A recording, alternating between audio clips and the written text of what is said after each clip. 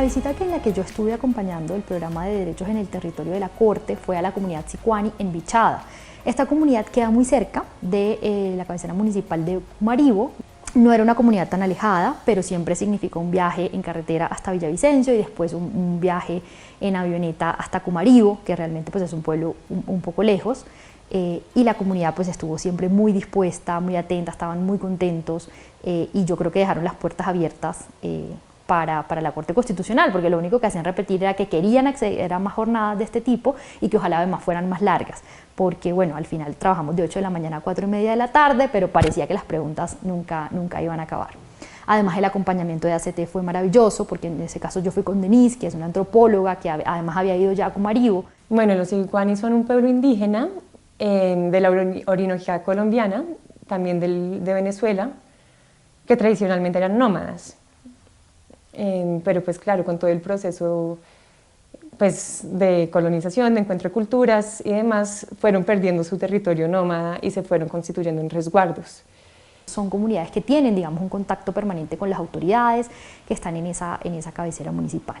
En ese sentido, ellos tenían un conocimiento amplio de algunas instituciones del Estado y de algunos de sus derechos, pero siempre quedaban muchas dudas sobre el alcance de esos derechos. Entonces ellos habían escuchado hablar de la consulta previa, sabían que debía respetarse hasta cierta forma su autonomía y el autogobierno de las comunidades indígenas, pero estos parecían ser conceptos abstractos, ¿sí? Ellos no sabían cómo podían enfrentarse o cómo podían utilizar estos derechos que entienden reconocidos en su día a día y en el ejercicio que ellos tienen además al interactuar con la comunidad mayoritaria y con las autoridades de la comunidad mayoritaria.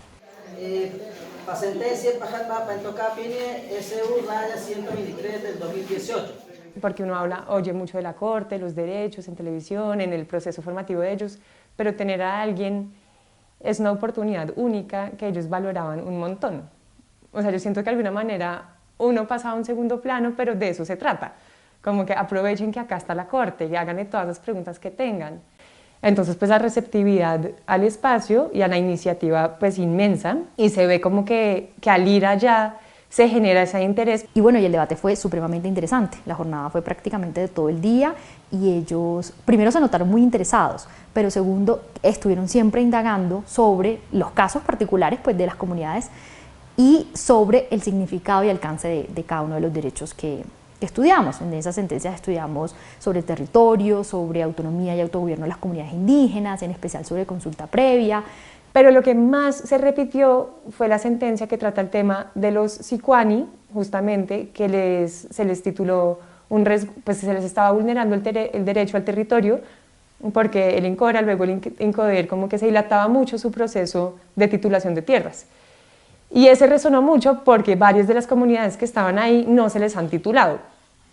Entonces, pues se identificaron, no solo más allá de porque son Sicuani, se identificaron con el caso y se habló muchísimo pues sobre esas demoras y cómo agilizar y qué se puede hacer frente a eso pues que es tan importante como el derecho al territorio para las comunidades indígenas. A nosotros sí nos habían dicho que iban a llegar como 50 personas y llegaron más, y niños, niñas, chiquitos, abuelas, eran dentro del espacio de la escuela, eran afuera, mirando por la ventana, estaban que cuando volvíamos, que si podíamos hacer más talleres, que si con jóvenes, porque les interesa mucho que los líderes se formen y que los jóvenes conozcan estos temas, que con niños, que con mujeres.